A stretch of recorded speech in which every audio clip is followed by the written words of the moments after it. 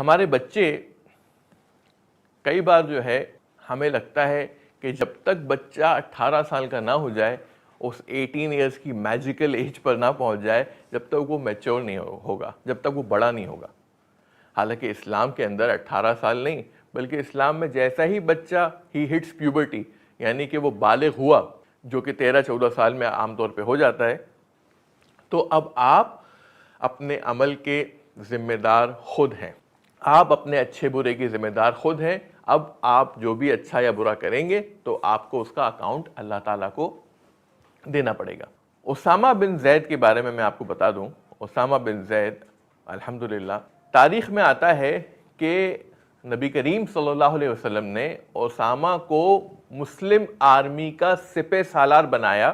جس آرمی میں ابو بکر صدیق، عمر، علی، عثمان ایسے لوگ حصہ لینے والے تھے۔ نبی کریم صلی اللہ علیہ وسلم کے انتقال کی وجہ سے وہ لوگ حصہ نہیں لے پائے، لیکن اسامہ بن زید پوری مسلم آرمی کے سپہ سالار بنائے گئے۔ وہ بھی نبی کریم صلی اللہ علیہ وسلم نے ان کو بنایا 17 سال کی عمر میں، 17 ایئرز آف ایج۔ کئی مورخ کہتے ہیں کہ ان کی ایج 16 تھی اس ٹائم، کئی کہتے ہیں 15 تھی، maximum 17، 15 to 17 years of age. آپ سوچیے اسامہ بن زید رضی اللہ عنہ،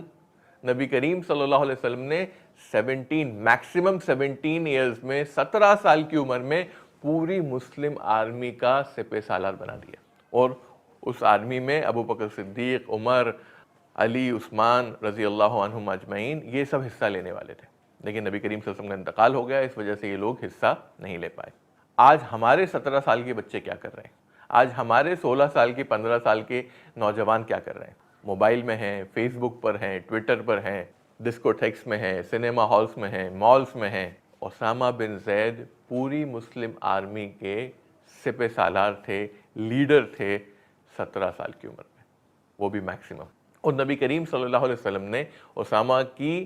تربیت کیسے کری، اسی سے میں انشاءاللہ اس ایپیسوڈ کو ختم کروں گا کہ کیسے ان کی تربیت کی گئی تھی اور کیوں نبی کریم صلی اللہ علیہ وسلم نے ان کو اتنی کم عمر میں پوری مسلم آرمی کا لیڈر بنایا۔ حکیم ابن حزام کہتے ہیں، حکیم ابن حزام اس ٹائم پر مسلمان نہیں ہوئے تھے، انہوں نے کہا کہ میں نے نبی کریم صلی اللہ علیہ وسلم کو ایک گاؤن دیا تحفے میں، اور یہ گاؤن ذی ازن جو یمن کا بادشاہ تھا اس کا ہوا کرتا تھا، تو میں نے یہ گاؤن نبی کریم صلی اللہ علیہ وسلم کو تحفے میں دیا۔ نبی کریم صلی اللہ علیہ وسلم نے اس گاؤن کو، اس کو تحفے کو قبول کیا، انہوں نے اس گاؤن کو پہنا اور خطبہ دیا۔ حکیم ابن حزام جو کہ مسلمان نہیں تھے اس ٹائم، وہ کہتے ہیں کہ میں نے نبی کریم صلی اللہ علیہ وسلم جیسا خوبصورت، اتنا ہینڈسم کسی بھی انسان کو نہیں دیکھا جس طرح نبی کریم صلی اللہ علیہ وسلم وہ گاؤن پہن کر لگ رہے تھے، اتنے ہینڈسم لگ رہے تھے کہ اس سے ہینڈسم میں نے کسی کو بھی لگتے ہوئے نہیں دیکھا۔ لیکن حکیم ابن حزام کہتے ہیں کہ اگلے دن میں مارکیٹ میں تھا تو میں نے دیکھا کہ اسامہ بن زید وہی گاؤن پہنے ہوئے ہیں جو میں نے نبی کریم صلی اللہ علیہ وسلم کو تحفے میں دیا تھا، جو ایک زمانے میں ذی ازن یمن کے بادشاہ کا ہوا کرتا تھا۔ اور سیرہ کے جو اسکالرز ہیں وہ کہتے ہیں اسامہ کالے رنگ کے تھے، ان کی نوز جو تھی، ناک جو تھی فلیٹ تھی، تھک لپس تھے، آنکھیں اندر گڑھی ہوئی تھیں، ڈیپ آئیز تھیں ان کی، اور سیرہ کے اسکالرز کہتے ہیں کہ وہ خوبصورت لوگوں میں شمار ان کا نہیں تھا عرب کے۔ اور اسامہ بن زید کو ہم جانتے ہیں کہ وہ زید ابن حارثہ کے بیٹے تھے، جو کہ ایک زمانے میں سلیو تھے، غلام تھے۔ تو حکیم ابن حزام کہتے ہیں میں اسامہ کے پاس پہنچا اور میں نے کہا انتا یا اسامہ،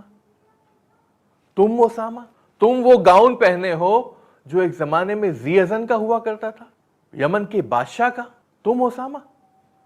اسامہ نے کیا جواب دیا؟ نہیں وہ غلطی سے میں نے پہن لیا، نبی کریم صلی اللہ علیہ وسلم نے مجھے دے دیا تو اس لیے میں نے پہن لیا، انشاءاللہ آئندہ کبھی نہیں پہنوں گا میں۔ یہ کہا انہوں نے؟ نہیں، اسامہ نے سیدھا ان کی آنکھوں میں آنکھیں ڈال کر کہا واللہ انا خیر من ذی ازن،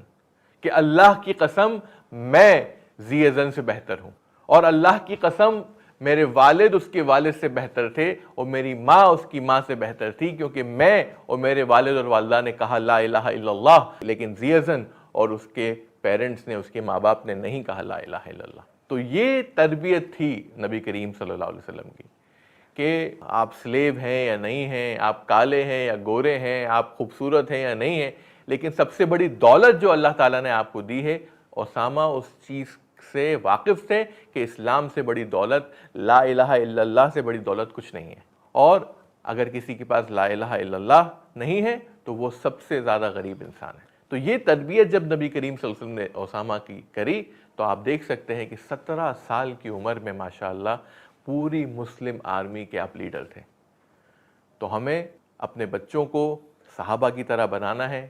ہمیں اپنے بچوں کو ویسی ہی تربیت دینا ہے جیسا کہ نبی کریم صلی اللہ علیہ وسلم نے صحابہ کو دی، تاکہ ہمارے بچے بھی جو 18 سال تک پہنچنے کے لیے ویٹ کرتے ہیں، پھر اس کے بعد اسلام پہ چلنے کی کوشش کرتے ہیں، یا پھر لگتا ہے انہیں اب ہم بڑے ہو گئے، نہیں، آپ تو پہلے ہی بڑے ہو گئے ہیں 13-14 سال میں، ہمیں رسپانسبلٹی دینا پڑے گی۔